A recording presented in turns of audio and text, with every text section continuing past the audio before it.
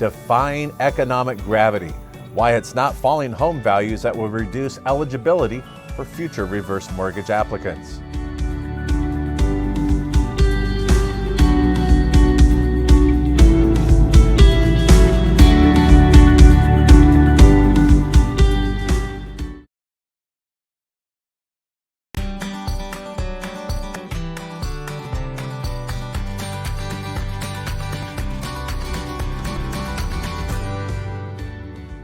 First world economies may react to the pandemic's repercussions. We may need to look no further back than 1970s stagflation. That is an economy with increasing inflation and stagnant economic output, or GDP. Think of it as a recession coupled with increased cost of goods and services. Now that, folks, is actually an excerpt from my comments on August 10th, 2020 on this very show. Unfortunately, stagflation appears not to be such a far-fetched possibility. Now let's examine our current economic state of affairs and the potential impact for the eligibility of older homeowners who may want to qualify for a reverse mortgage. First, there's no denying that supply chain interruptions and shipping costs have contributed to the increased costs of goods and services we're seeing today. But there's something much more significant the media is not telling you.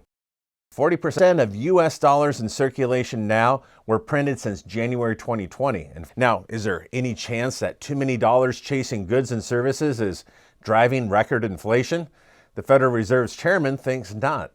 Fed Chair Jerome Powell dismissed money printing as a source of surging inflation, and instead, he points to an imbalance of supply versus pent-up demand as the economy reopens up in the wake of the coronavirus pandemic. Powell believes financial innovations, whatever those may be, actually means there's no longer a link between massive money printing and inflation. Now, perhaps there's nothing to see here, as some say.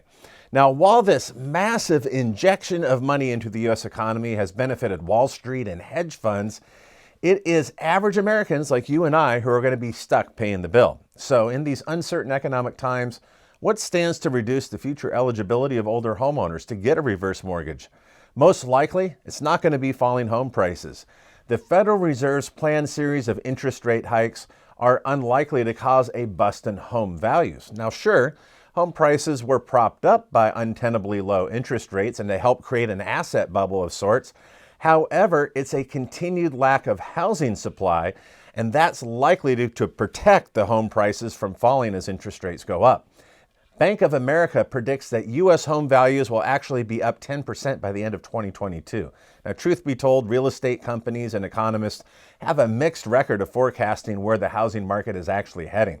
For example, early in the pandemic, Zillow and CoreLogic predicted home values would drop by spring 2021 by 10%. Instead, home values posted an 18% gain that year. So what is the potential future impact of eligibility with rising interest rates? Say today, a 74-year-old homeowner has a $350,000 home. He would qualify for $183,000 at a 4.25% expected rate. And he has a payoff of $175,000 in the mortgage, leaves him about $8,400 for fees and closing costs. Fast forward to 2023, that home is appreciated 5% to $367,000, but the expected rate that determines his borrowing power has jumped to 5.25%. Now, despite a gain in home values and being 1 year older, their gross principal limit is $176,000 thanks to a higher interest rate. That's going to leave them short to close to cover the loan fees and insurance after they pay off their mortgage balance. Now, had they secured a reverse mortgage today, they could have actually created a buffer against the ravages of inflation by just simply eliminating their monthly mortgage principal and interest payments. Until unemployment actually jumps or foreclosures surge beyond expectations, home values, they're unlikely to crash. The bigger threat for future eligibility is going to be increasing interest rates. So if the housing market is truly an asset bubble, then yeah, we would see declines at some point. But for now, we want to keep a watchful eye on the central bank's rates. Share your thoughts on the expected outcomes for future reverse mortgage borrowers with today's uncertain economy and rising interest rates. You can do that in the comments section below. And please just take a moment to share today's episode. You can do that on your LinkedIn, Facebook, or Twitter accounts. Today's episode and dozens others can be found on YouTube, our channel Heckham World. Be sure to subscribe and enable notifications. Also, don't miss this week's podcast. We're going to bring you all the reverse mortgage news. All you got to do is plug in those headphones and listen, whether you're at the gym or on your way to work. Apple users can subscribe and listen on iTunes. Thanks for joining us and have a great day.